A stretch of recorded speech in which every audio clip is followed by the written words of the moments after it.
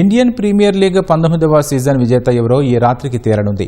అహ్మదాబాద్ వేదికగా జరగనున్న తుది సమరంలో రాయల్ ఛాలెంజర్స్ బెంగళూరు జట్టు గుజరాత్ టైటాన్స్తో తలపడనుంది. క్వాలిఫైర్ 1లో గుజరాత్పై బెంగళూరు విజయం సాధించి ఆత్మవిశ్వాసంతో ఉండగా రాజస్థాన్పై అద్భుతమైన గెలుపుతో గిల్సేన తుది పోరుకు అర్హత సాధించింది. గత సీజన్లో రజత్ పటిదార్ నేతృత్వంలో బెంగళూరు కప్పు సొంతం చేసుకోగా 2022లో గుజరాత్ విజేతగా నిలిచింది. సమఉజ్జీలుగా ఉన్న రెండు జట్లు మరోమారు కప్పును ముద్దాడాలని ఊహళ్లెరుతున్నాయి. హై వోల్టేజ్ మ్యాచ్గా నిలవనున్న ఈ సమరంలో రెండు జట్ల బలాబలాలు, గెలుపు అవకాశాలపై క్రికెట్ ప్రముఖ విశ్లేషకులు సి వెంకటేష్తో మా ప్రతినిధి ముఖాముఖి.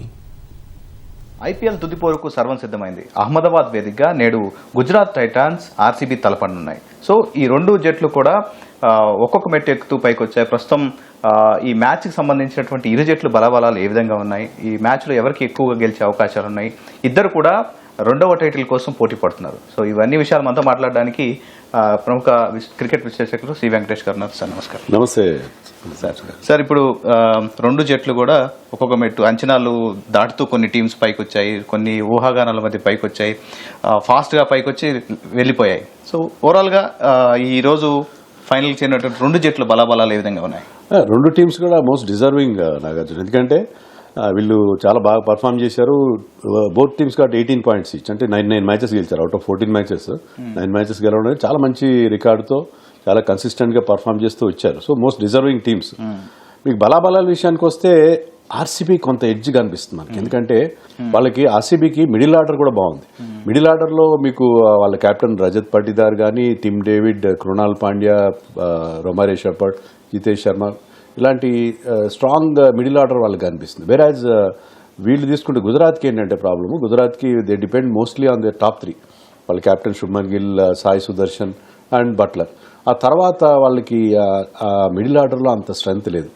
నిశాంత్ సింధు లాంటి ప్లేయర్ కానీ, వాషింగ్టన్ సుందర్ కొన్ని మ్యాచ్లోనే బాగా ఆడాడు. జేసన్ హోల్డర్ కూడా మొదట్లో 1-2 మ్యాచ్లు బాగా ఆడాడు, కానీ తన బ్యాటింగ్లో, బౌలింగ్ బాగా చేస్తున్నాడు అతను, కానీ బ్యాటింగ్లో అతనికి సో వాళ్ళకి ఆ ప్రాబ్లం ఉంది. ఇంకా బౌలింగ్ విషయానికి వస్తే బౌలింగ్లో గుజరాత్ ఈజ్ మచ్ బెటర్, ఎందుకంటే రబాడా, సిరాజ్ న్యూ బాల్తో అద్భుతమైన బౌలింగ్ చేస్తున్నారు. తర్వాత మిడిల్ ఓవర్స్లో జేసన్ హోల్డర్, ప్రసిద్ధ్ కృష్ణ, రషీద్ ఖాన్ లాంటి బౌలర్ వస్తున్నారు. ఈవెన్ ఆర్సీబీ కూడా మంచి బౌలింగ్ ఉంది. Particularly Bhuvneshwar Kumar is in great form.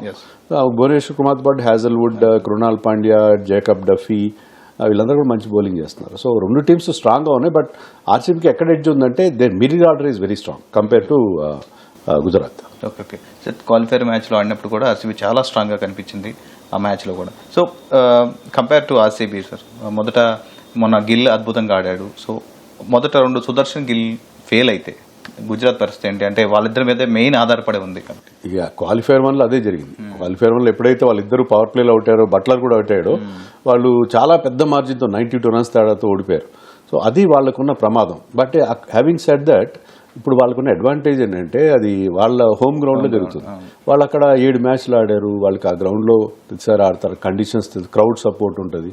తర్వాత శుభ్మన్ గిల్కి అక్కడ అద్భుతమైన రికార్డు ఉంది. అతను ఇండియాకి ఆడినా లేకపోతే ఐపీఎల్లో ఆడినా ఎప్పుడు కూడా అహ్మదాబాద్లో అద్భుతమైన పర్ఫార్మెన్స్, ఆ స్టేడియంలో అతనికి ఒక ట్రిమెండస్ రికార్డు ఉంది. సాయి సుదర్శన్ కూడా అక్కడ బాగా పర్ఫామ్ చేశాడు. ఇదే ఫైనల్లో ఆడినప్పుడు 2023 ఫైనల్లో he was the top scorer, 96 runs చేశాడు సాయి సుదర్శన్.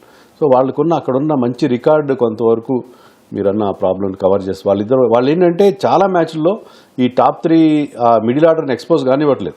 వాళ్ళే ఆల్మోస్ట్ 17-18 overs వాళ్ళే ఆడుతున్నారు కాబట్టి మీకు ఆ లోపాన్ని కనబడకుండా వాళ్ళు చాలా వరకు కవర్ చేస్తూ వస్తున్నారు. They are doing that heavy lifting every time.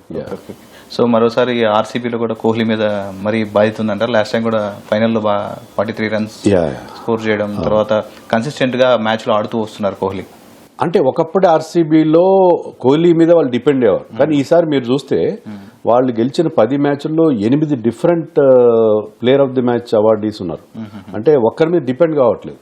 అప్పుడు పటిదార్ బ్రహ్మాండ ఫామ్లో ఉన్న వాళ్ళు కెప్టెన్, కానీ దేవదత్ పడిక్కల్, మీకు బౌలింగ్లో వస్తే భువనేశ్వర్ కుమార్, హ్యాజల్వుడ్, డఫీ వీళ్ళందరూ కూడా man of the match awards గెలుచుకున్నారు. సో ఈవెన్ వెంకటేశ్వర్ లేట్గా టీంలోకి వచ్చాడు, అతను కూడా బాగా పర్ఫామ్ చేస్తారు. సో ఒకప్పుడు వాళ్ళు టోటల్గా కోహ్లీ మీద డిపెండ్ అయ్యారు. కోహ్లీ ఇప్పటికే బ్రహ్మాండంగా ఆడుతున్నాడు, is in great form. But Kohli మీద ఎంటైర్లీ డిఫరెంట్ కార్. కానీ కోహ్లీకి ఉన్న అడ్వాంటేజ్ ఏంటంటే అట్ ద డిఫరెంట్ గేర్స్లో ఆడగలడు. అతను ఫైనల్స్ బౌలింగ్ ఆడిన అనుభవం ఉంది. టీం రిక్వైర్మెంట్ బట్టి స్లోగా ఆడాలా ఫాస్ట్గా ఆడాలా అతను ఒక పక్క యాంకరింగ్ రోల్ ప్లే చేస్తూ ఉంటాడు, మిగతా వాళ్ళు అతని ఎక్స్పీరియన్స్ బేస్ చేసుకుని మిగతా వాళ్ళని అతను గైడ్ చేస్తారు. అతని లీడర్షిప్ చాలా ముఖ్యం ఆ టీంకి. ఆర్సీబీ బౌలింగ్ డిపార్ట్మెంట్కి వస్తే హ్యాజల్వుడ్, మీరు చెప్పినట్టు హ్యాజల్వుడ్ కూడా మంచిగా వేస్తున్నారు. భువనేశ్వర్ కుమార్ అద్భుతమైన ఫామ్లో ఉన్నారు. చాలా అతను వేసే బౌలింగ్ యాక్షన్ కూడా లాస్ట్ సీజన్కి చాలా తేడా వచ్చింది సార్. సో బౌలింగ్ డిపార్ట్మెంట్ విషయానికి వస్తే ఆర్సీబీలో ఉన్నటువంటి స్ట్రాంగెస్ట్ ఇదేంటి? అదే భువి బౌలింగ్ ఎక్స్ట్రాడినరీ బౌలింగ్ చేస్తున్నాడు అతను. ముఖ్యంగా పవర్ ప్లేలో వికెట్స్ తీస్తున్నాడు. శుభ్మన్ గిల్కి అగేన్స్ట్ మంచి రికార్డు ఉంది. శుభ్మన్ గిల్ని 5-6 సార్లు అవుట్ చేసిన బ్రహ్మాండ రికార్డు కూడా ఉంది. హ్యాజల్వుడ్ ఆఫ్ లైట్ పవర్ ప్లేలో సరిగా వేయట్లేదు.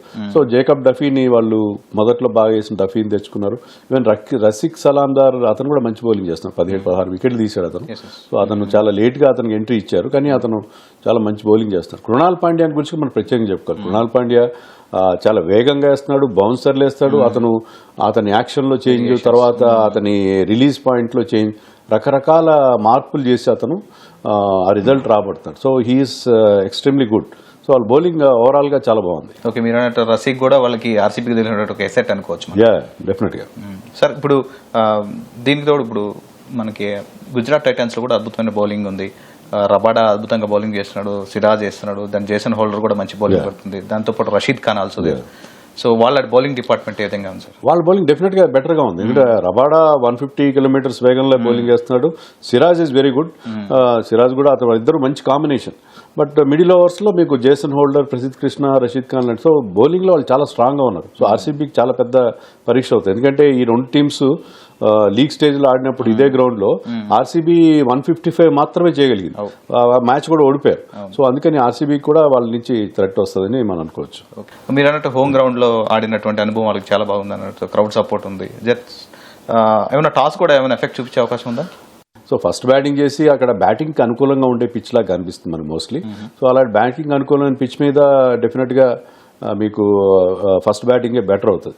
కానీ డ్యూ ఫ్యాక్టర్ ఉంటే అహ్మదాబాద్లో కొంచెం డ్యూ పడే అవకాశం ఉంటుంది. ఒకవేళ మంచు కనుక పడితే అది కొద్దిగా సెకండ్ బ్యాటింగ్ టీంకి అడ్వాంటేజ్ అవుతుంది. ఎక్కువగా ఏంటంటే చేజింగ్ టీమ్స్ ఎక్కువగా ఫైనల్స్ గెలవడం అనేది ఇటీవల ఐపీఎల్లో మనం చూసాం. టాస్ గెలిచిన టీం ముందు బ్యాటింగ్ తీసుకుంటుందో బౌలింగ్ తీసుకుంటుందో అనేది డిపెండ్స్ ఆన్ కండిషన్స్. అది చాలా వరకు బ్యాటింగ్ ఫ్రెండ్లీ పిచ్ అని చెప్తున్నారు. Even T20 world cup final కూడా అదే పిచ్ మీద జరిగింది, పిచ్ నెంబర్ 6. అప్పుడు దాంట్లో మన ఇండియా ఫస్ట్ బ్యాటింగ్ చేసి 250+ స్కోర్ చేశారు ఆ పిచ్ పైన.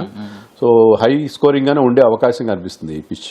ఓకే సార్, మీరు అన్నట్లు గతంలో జరిగినటువంటి ఫైనల్స్ మ్యాచ్లు చూసుకుంటే మీరు అబ్జర్వ్ చేసిన ప్రకారం ఫస్ట్ బ్యాటింగ్ చేసిన వాళ్ళు ఎక్కువ గెలిచారా, సెకండ్ బ్యాటింగ్ చేసిన వాళ్ళు ఎక్కువ? సెకండ్ బ్యాటింగ్ చేసిన వాళ్ళు ఎక్కువ గెలిచినట్టుగా అనిపిస్తుంది. ఇంకోటి రికార్డు కూడా మనం చెప్పుకోవాలి ఏంటంటే, క్వాలిఫైయర్ 1 గెలిచిన టీమ్స్ ఇంతవరకు 15 ప్లే ఆఫ్స్ జరిగినాయి ఐపీఎల్లో. క్వాలిఫైయర్ 1 గెలిచిన టీమ్స్ 12 సందర్భాలు గెలిచాయి. కేవలం 3 సందర్భాల్లో మాత్రమే అదర్ టీమ్స్ గెలవడం అనేది మనం చూస్తాం. ఎందుకంటే వీళ్ళు క్వాలిఫైయర్ 1 ఆడిన దానికి 2కి మధ్య చాలా గ్యాప్ వస్తుంది. ఆ గ్యాప్లో ఏంటంటే రెస్ట్ తీసుకుంటారు, ప్రాపర్ ప్రాక్టీస్ చేసి సిద్ధమవుతారు. అదే మీరు గుజరాత్ టైటన్స్ క్వాలిఫైర్ 2 గెలిచి వచ్చారు, వాళ్ళు ఫ్లైట్ కూడా డిలే అయింది. అక్కడ ఏదో తుఫాన్లు రావడం వల్ల డిలే అయ్యి వాళ్ళు శనివారం అర్ధరాత్రి చేరుకున్నారో ఆదివారం పొద్దున్న చేరుకున్నారో తెలియదు. సో వాళ్ళకి ఎలాంటి వాళ్ళు హోమ్ గ్రౌండ్ అయినప్పటికీ వాళ్ళకి అసలు రెస్ట్ లేని పరిస్థితి. రెస్ట్ లేకుండా వరుసగా 3 మ్యాచ్లు ఆడేసి 2 మ్యాచ్లు ఆడి మళ్ళీ ఫైనల్లో ఆడాలి. అందుకే మనకి ఐపీఎల్లో మనం చూసేది ఏంటంటే, జనరల్గా క్వాలిఫైయర్ 1ని గెలిచిన టీమే టైటిల్ గెలవడం అనేది మనకి డజన్ సందర్భాల్లో మనం ఆ రికార్డ్ చూసాం. ఓకే సార్, ఇప్పుడు మనకి ఎంత స్కోర్స్ ఫైనల్స్లో రెగ్యులర్గా ఎంత స్కోర్స్ వచ్చే అవకాశం ఉంది? హై స్కోరింగ్ మ్యాచెస్ ఉండొచ్చా ఈ మ్యాచ్ ఈరోజు? అంటే ఫైనల్లో మిగతా మ్యాచ్లకి ఫైనల్ తేడా ఏముంటుందంటే, ఫైనల్ ఆడేవాళ్ళు కొంచెం ప్రెషర్లో ఉంటారు. సో మిగతా చోట్ల వచ్చినంత హెవీ స్కోరింగ్ వచ్చే అవకాశం కొంచెం సందర్భాలు తక్కువ. ఒకవేళ 200 పైన చేస్తే first batting team second batting చేసే టీంకి చాలా కష్టం. ఎందుకంటే ఇది ఫైనల్, మెగా ఫైనల్ కాబట్టి చేజింగ్ టీం ప్రెషర్లో ఉంటుంది. సో ఫస్ట్ బ్యాటింగ్ టీం 210, 215 ఆ లెవెల్ స్కోర్ చేస్తే దాన్ని చేజ్ చేయడం సెకండ్ టీంకి చాలా కష్టమయ్యే పరిస్థితి ఉంటుంది కంపేర్ టు అదర్ మ్యాచెస్లో. ఈ ఐపీఎల్లో మనం చూసింది ఏంటంటే, ఈవెన్ 220, 230 కూడా ఈజీగా చేజ్ చేయడం, ఇంత బ్యాటింగ్ ఫ్రెండ్లీ పిచ్లు ఉండడం చూసాం. కానీ ఇక్కడికి వచ్చేసరికి నేను అనుకోవడం, ఐ థింక్ ఒకవేళ టాస్ గెలిచి మొదట బ్యాటింగ్ చేసిన టీం 220 కనుక బోర్డు మీద పెడితే that is definitely winnowing score అవుతుందని మనం ఎక్స్పెక్ట్ చేయొచ్చు. సో ఈరోజు ప్రేక్షకులకు కూడా మంచి హై వోల్టేజ్ మ్యాచ్ అందుతుంది అనుకోవచ్చు సార్. సో ప్రేక్షకులు కూడా అంటే ఆర్సీబీ మీద ఎక్కువ ఫోకస్ ఉంటుంది గుజరాత్ కంటే ఎక్కువ, అంటే చాలా ఎప్పటి నుంచో ఉన్న టీం ముందు, దాంతోపాటు కోహ్లీ ఉన్నాడు, అలాంటి టైటిల్ గెలిచినారు ఒకసారి.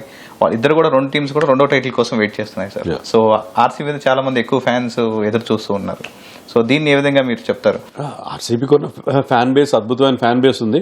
అందులో లాస్ట్ ఇయర్ టైటిల్ గెలిచారు కాబట్టి వాళ్ళు మరింత ఉత్సాహంతో ఉంటారు. సో ఆర్సీబీ ఫ్యాన్స్, మీరు గుజరాత్ స్టేడియంలో, అది హోమ్ గ్రౌండ్ అక్కడ గుజరాత్ అయినా కూడా ఎక్కువగా ఎర్ర చొక్కాలు మనకి ఆర్సీబీ సపోర్టర్స్ కనిపించే అవకాశం ఎక్కువగా ఉంది. ఎందుకంటే కోహ్లీ టీం కాబట్టి కోహ్లీ ఎక్కడ ఆడినా కూడా అతనికి ఆ ఫాలోయింగ్ ఉంటుంది. సో ఇక్కడ కూడా అదే, ఈవెన్ హైదరాబాద్లో మ్యాచ్ జరుగుతున్నప్పుడు కూడా ఆరెంజ్ షర్ట్స్కు ఈక్వల్గా రెడ్ షర్ట్స్ మనం చూడడం జరిగింది. అదే ఇక్కడ కూడా అలాగే జరిగే అవకాశం ఉంది. సార్ ఇప్పుడు ఐపీఎల్ నుంచి మంచి మంచి ప్లేయర్స్ ఈ సీజన్లో చాలా మందిని చూసాము సార్. ఒక మంచి అసెట్ ఈ రెండు టీముల నుంచి మంచి ప్లేయర్స్ ఎవరు ఉన్నారు సార్ నెక్స్ట్ ఇండియాకి భవిష్యత్? ఈ రెండు టీం నుంచి అంటే శుభ్మన్ గిల్ మళ్ళీ T20 ఫార్మాట్లోకి వస్తాడేమో అని అనిపిస్తుంది నాకు. ఈ రెండు టీం నుంచి ఇప్పుడు ప్రస్తుతం రజత్ పాటీదార్ కూడా మళ్ళీ తన ఇండియా, నిన్న అతని ప్రెస్ మీట్లో కూడా అడిగారు ఇండియాకి.